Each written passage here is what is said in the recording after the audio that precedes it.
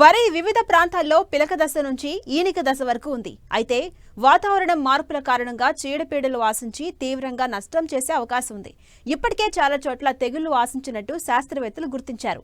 వీటిని గుర్తించిన వెంటనే చేపట్టాల్సిన సమగ్ర సస్యరక్షణ చర్యల గురించి తెలియజేస్తున్నారు పొలాస ప్రాంతీయ వ్యవసాయ పరిశోధనా స్థానం శాస్త్రవేత్త బలరాం.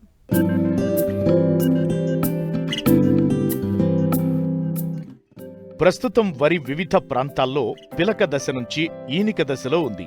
ముఖ్యంగా ఆగస్టు, సెప్టెంబర్, అక్టోబర్ నెలల్లో చీడపీడలు అధికంగా ఆశించే సమయం. ఇందుకు అనుగుణంగానే వాతావరణం కూడా ఉంది. వరి ఎదుగుతున్న సమయంలో చాలా వరకు రైతులు అధికంగా యూరియాను వేస్తుంటారు. దీంతో చీడపీడలు కూడా పెరిగే అవకాశం ఉంది. ముఖ్యంగా మబ్బులతో కూడిన వాతావరణం ఉండటం వలన చాలా చోట్ల బ్యాక్టీరియా ఎండాకు తెగులు, అగ్గి తెగులు, మెడవిరుపు, పాముపొడ తెగుళ్లు సోకేందుకు అవకాశం ఉంది. రైతులు వీటిని గుర్తించిన వెంటనే ఎలాంటి సస్యరక్షణ చర్యలు చేపట్టాలో తెలియజేస్తున్నారు జగిత్యాల జిల్లా పొలాస ప్రాంతీయ వ్యవసాయ పరిశోధనా స్థానం శాస్త్రవేత్త బలరాం. ప్రస్తుతము వరి పంటను చూసుకున్నట్లయితే పిలకలు తొడిగే దశ నుంచి ఈనిక దశలో ఉంది. వరి పంటను ఈ దశలలో ముఖ్యంగా 3 తెగుళ్లు ఆశించి నష్టాన్ని కలుగజేస్తాయి. అందులో ముఖ్యమైనది ఈ వానాకాలంలో ఎక్కువగా ఆశించేది బ్యాక్టీరియా ఆకు ఎండు తెగులు లేదా బ్యాక్టీరియా ఎండాకు తెగులు. ఇది ఒక బ్యాక్టీరియా వలన కలుగుతుంది. ఈ తెగులు మామూలుగా మనకు పంట పిలకలు తొడిగే దశ లేదా ఈనిక దశలో ఆశిస్తుంది. ఈ తెగులు ఆశించినప్పుడు ఆకులపైన మనకు పసుపు రంగు మచ్చలు అనేటివి ఏర్పడతాయి. ఈ మచ్చలను మనం చూసుకున్నట్లయితే ఈ మచ్చల యొక్క అంచులు అలల మాదిరిగా ఉంటాయి. అంచులను బట్టి ఇది మనము బ్యాక్టీరియా ఎండాకు తెగులుగా నిర్ధారణకు రావచ్చు.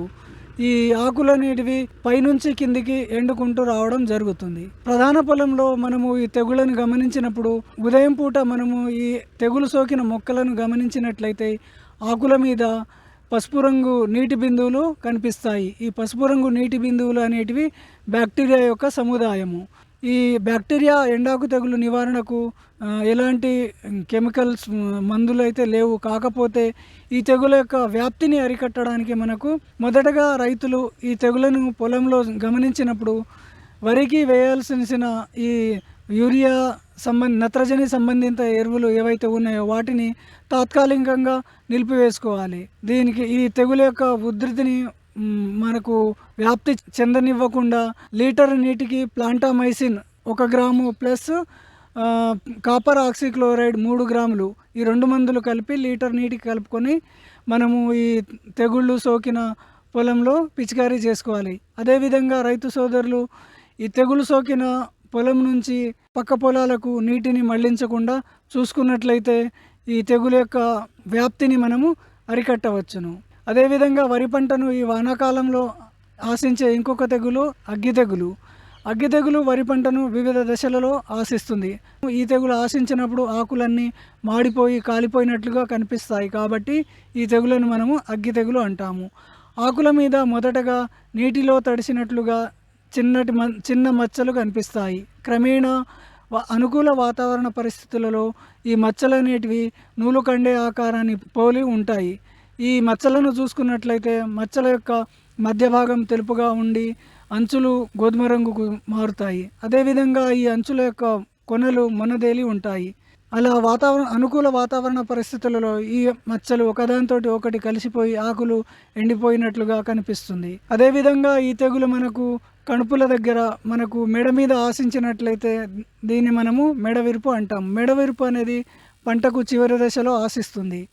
పిలకలు తొడిగే దశలో లేకపోతే మనకు ఈనిక దశలో ట్రైసైక్లజోల్ 120 గ్రాములు లేదా ఐసోప్రోథయోలిన్ 300 ml ఎకరానికి సరిపడా నీటిలో కలుపుకొని పిచికారీ చేసుకున్నట్లయితే ఆకుల మీద వచ్చే అగ్గి తెగులను మనము సమర్థవంతంగా నివారించుకోవచ్చు.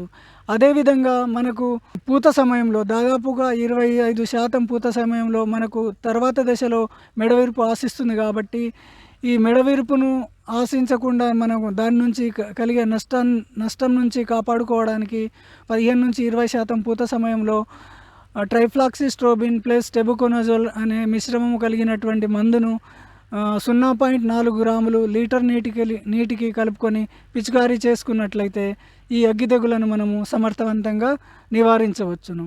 ఇంకొక ముఖ్యమైన తెగులు పాముపొడ తెగులు. పాము పొడ తెగులు మనకు పిలకలు తొడిగే దశ నుంచి వరి పంటను ఆశిస్తుంది. ఈ తెగులు ఆశించినప్పుడు నీటి మట్టానికి ఆనుకొని ఉన్న కాండం దగ్గర నుంచి పై వరకు నిర్దిష్టమైన ఆకారం లేనటువంటి తెల్లటి మచ్చలు ఏర్పడతాయి. తెగులు ఉధృతి ఎక్కువగా ఉన్నప్పుడు ఈ మచ్చలనేటివి కాండం నుంచి పూటకు వరకు చేరి అధిక నష్టాన్ని కలిగించే అవకాశం ఉంది. దీని నివారణకు గాను టిల్ట్ అంటే ప్రొపికోనోజోల్ అనే మందు లీటర్ నీటికి 1 ml లేదా హెక్సాకోనోజోల్ అనే మందు 2 ml లీటర్ నీటికి, లేదా ట్రైఫ్లాక్సిస్ట్రోబిన్ ప్లస్ టెబుకోనోజోల్ అనే మందు 0.4 గ్రాములు లీటర్ నీటికి కలుపుకొని వారం నుంచి 10 రోజుల వ్యవధిలో ఉధృతిని బట్టి 2 సార్లు పిచికారీ చేసుకున్నట్లయితే మనము ఈ పాము పొడ తెగులను సమర్థవంతంగా నివారించి దానివల్ల కలిగే నష్టాలను అధిగమించవచ్చు.